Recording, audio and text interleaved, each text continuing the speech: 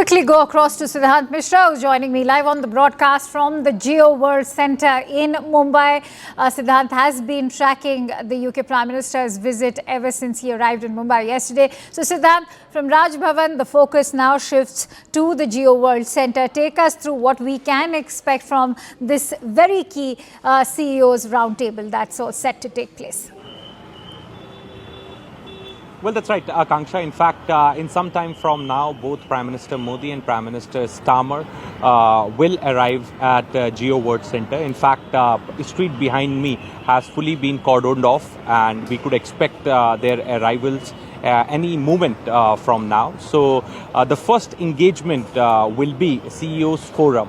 Now, 20 plus CEOs from India and 20 plus CEO from the Britain side will attend this forum meeting, and this will be chaired by Prime Minister Modi and Prime Minister Starmer. And in fact, we have been told this would be a very candid kind of a meeting where CEOs will have healthy discussion over how to collaborate, how to come together and invest in R&D, create more jobs, opportunities, and both leaders will be present. So whatever is required to be done, perhaps these executives are going to mention that in the meeting, so that this momentum can be encashed by the business houses, startups, multinationals, both in India and in Britain. Right after that, both prime ministers will deliver key addresses at the sixth edition of the Global FinTech Fest, which is already going on in Mumbai.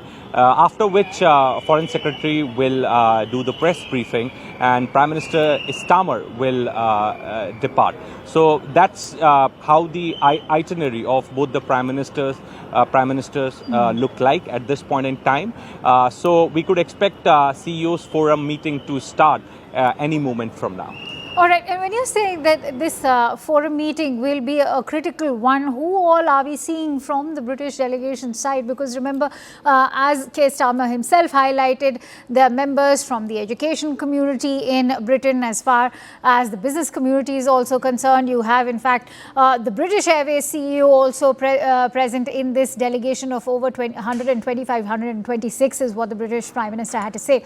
So take us through what we can in fact expect, what we can also tell our viewers right now, before I quickly come to you, Siddhant, that there is a tweet of Prime Minister Modi also, which is going on to talk about how other issues were also highlighted that included defense, technology, AI, sustainable development, renewable energy, and a lot more. So I quickly go back to Siddhant on that note. So Siddhant, before we deep dive into the CEOs that are accompanying the British Prime Minister, shed light on Prime Minister Modi's tweet that's just come in. Interestingly, he's also focused on defense, a key point of sort of a bond between the two nations, which also surfaced during the press statement of the British Prime Minister, who also highlighted the naval exercises that have just concluded. Well, that's right, Akanksha. In fact, I was speaking to Rahul this morning, and I did mention about how this relationship somehow lost the track, lost the spark, the charm in last 10 years. So, this should also be seen, this movement, this historic visit of Prime Minister Starmer should also be seen as the return of this spark, enthusiasm, excitement in the relationship. Now, for example, if we talk about the defense sector, in last 10 years, India has transformed its defense sector, whether it's Atmanirbhar goals, whether it's co-production with the United States, with France, with Russia, etc., etc. Private players have been allowed.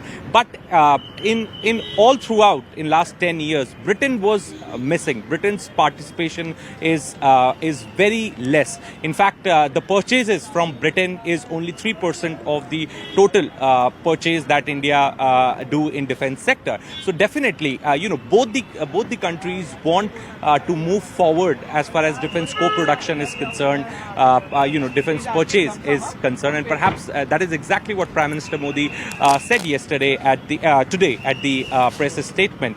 Also, Akanksha, there are in total 10 outcome documents. And going to your first question, there are 125 executive with Prime Minister Starmer, Akanksha. It's very difficult to accommodate each one of them at the CEO's forum. So what we have been told is that out of 125, 20 plus CEOs will be accommodated. And this has been planned at a very last moment. This is also we have been told. But other than the CEOs forum, there have been couple of other engagements also since yesterday.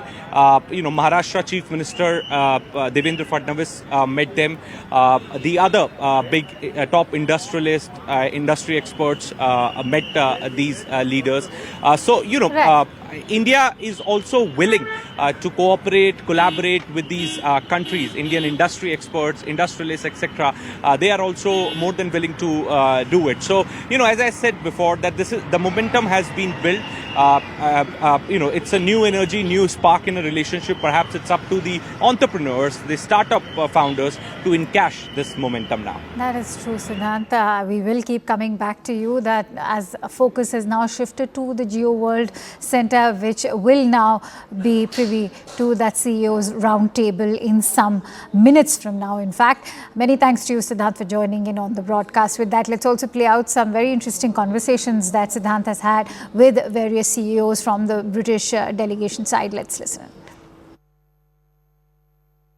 Now, trade deal has been signed, and it's the first visit of Prime Minister Starmer. Your comments?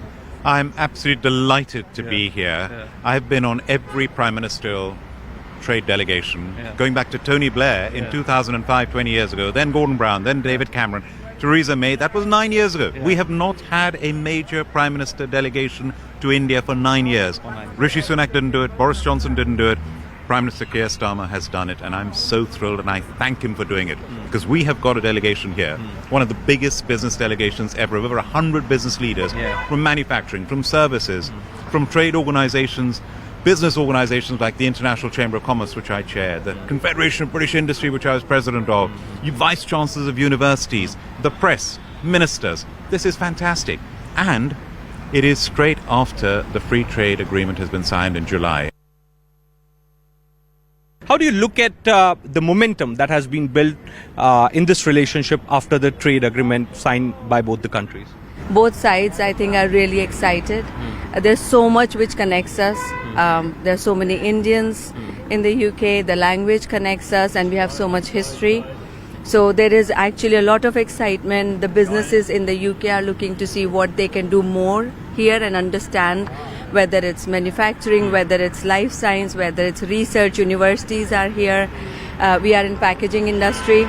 So we are quite excited about the prospect. India is one of the largest markets and a growing market, fastest growing. So the momentum is good, the feeling is good, the vibe is very positive.